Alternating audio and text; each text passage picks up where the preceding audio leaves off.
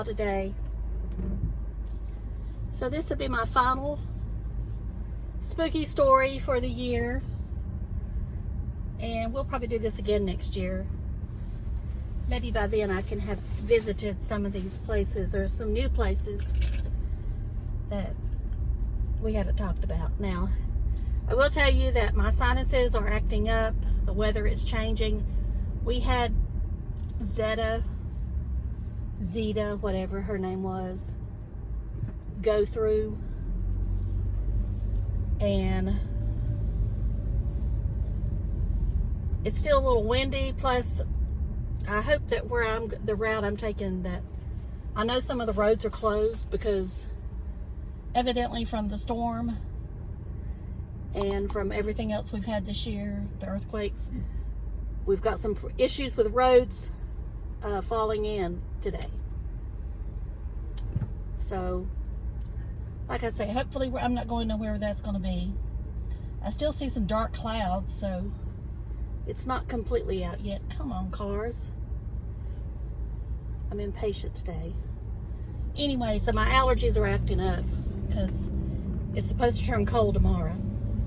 So we're going from 87 to the 30s, which is typical this time of year sometimes. So today we're going to go to Savannah again. You know that Savannah's one of my favorite places to visit. I have an attachment to that area for some reason. But you can't go to Savannah and be a ghost chaser or interested in the paranormal without visiting 432 Abercorn Street. And everybody knows 432 Abercorn Street. And when you walk by or drive by this house, you'll know why. It is beautiful and scary at the same time. Gosh, that sounds bright. And I'll, as usual, insert the pictures. And I encourage you to read up on this house. And there's a great video by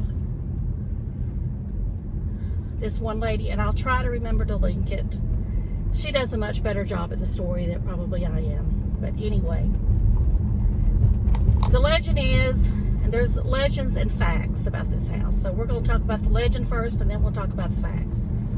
The legend is that the house was built by a general in the Confederate Army who, I guess, had gotten rich, and he wanted to impress the society of Savannah by building this house.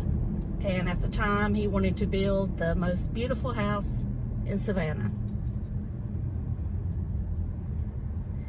He built the house for $20,000, and I believe the house, well, I'll get to that in a minute. Anyway, the story goes is that shortly after moving out of into the house, his wife died from yellow fever. And I think I may have mentioned yellow fever before with Savannah, but Savannah had a history of having many deaths from yellow fever back in the 1800s. And I looked today to see if yellow fever is still around, and it is, but it's more prominent over in South America. And if you go to that area, you're encouraged to take a vaccine. And there are places in the United States where they're still concerned with it breaking out again. Yellow fever is from mosquitoes, in case you didn't know.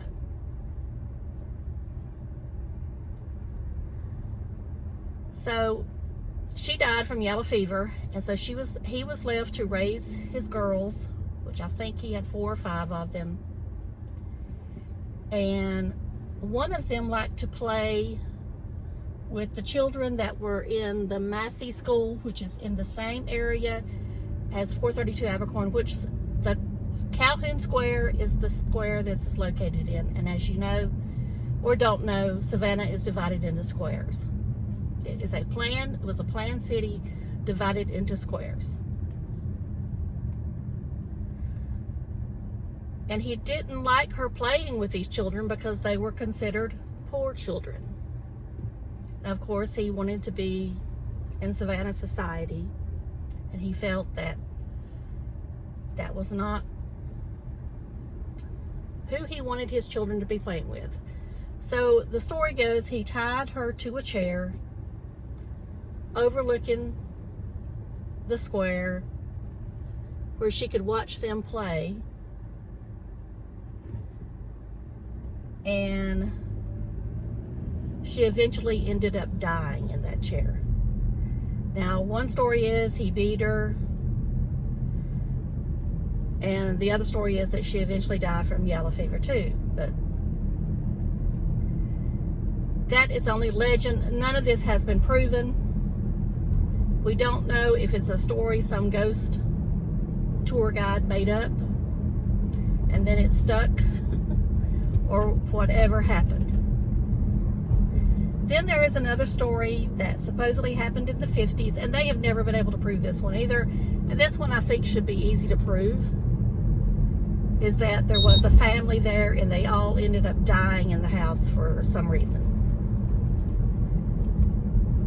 And so the story is that any given time you can walk by at night and you'll see the little girl sitting in the chair overlooking the square. When one of the owners that bought the house back in the 80s or 90s, some of the SCAD students, the Savannah College of Art and Design, were living in the house, and a lot of paranormal things started happening. And anyway, they said that the students just abandoned the house.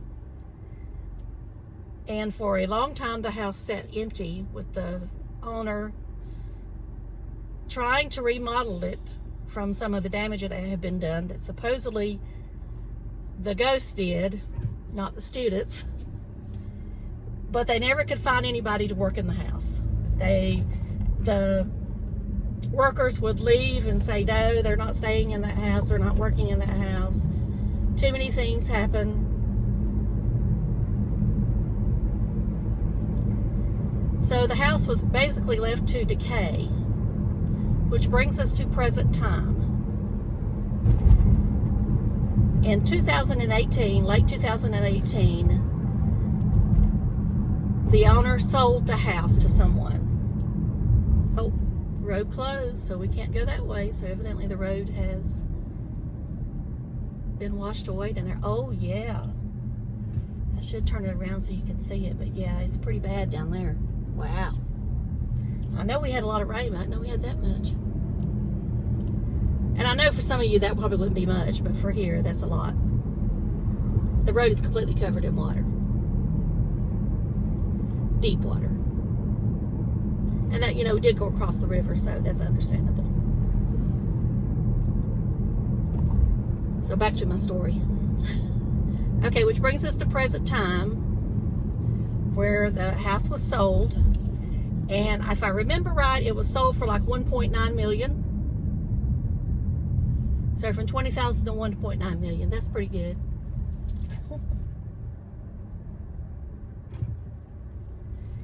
And the house is under renovation now.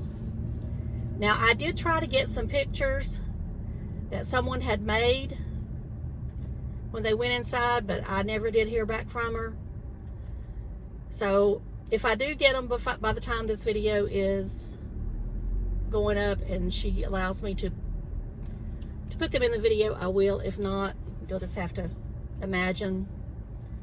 But anyway, they're trying to restore it to its glory.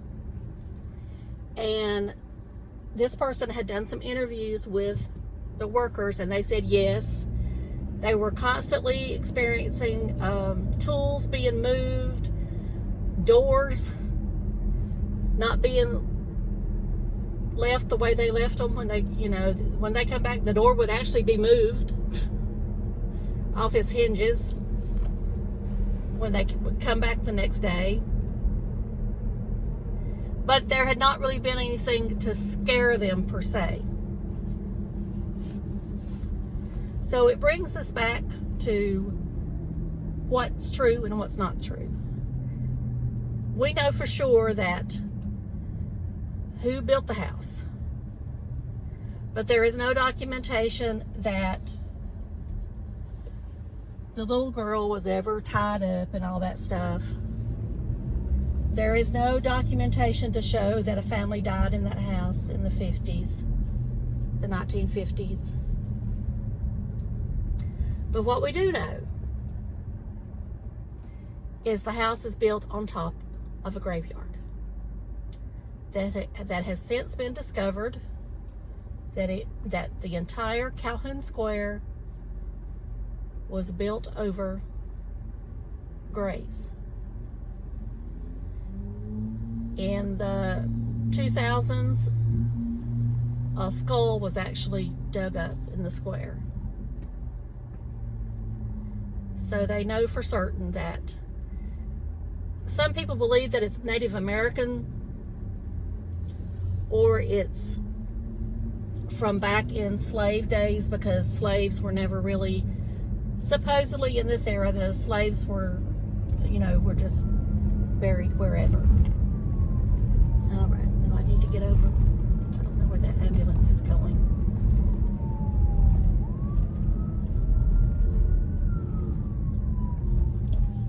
So that's what we know for sure. That it is built over a graveyard. And I can tell you from my experience, I mean, that's where we'll get to now, is my experience with the house. Several times we were there late at night, on tours and not on tours. And every time we took pictures with a digital camera, not phone, it always fried the battery. And that happened at several places in Savannah when we were there. It wasn't just this house, but that was one of them. Now I may try to scan some pictures that I have when we were there into this video. I'm not sure if I'll have the time, but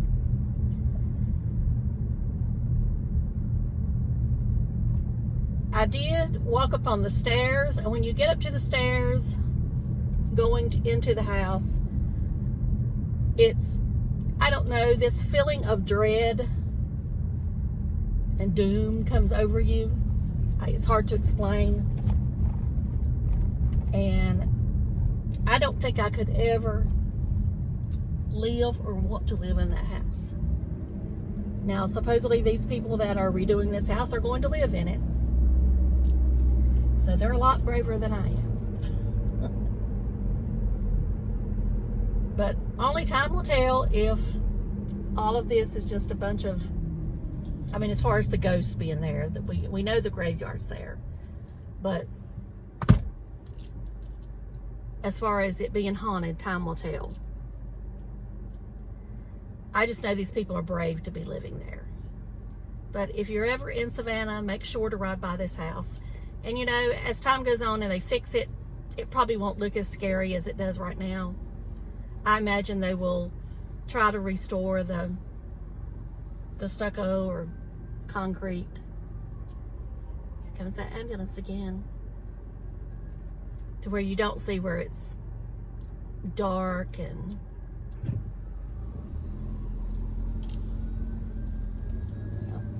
it's coming this way this time. This is a different one.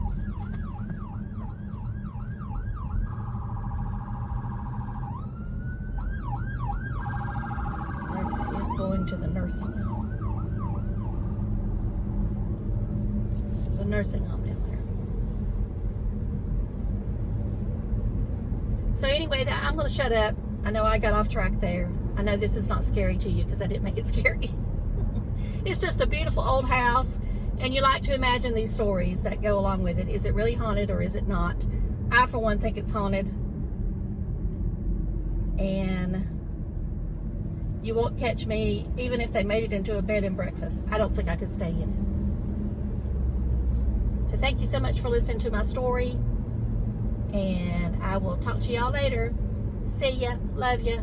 Bye.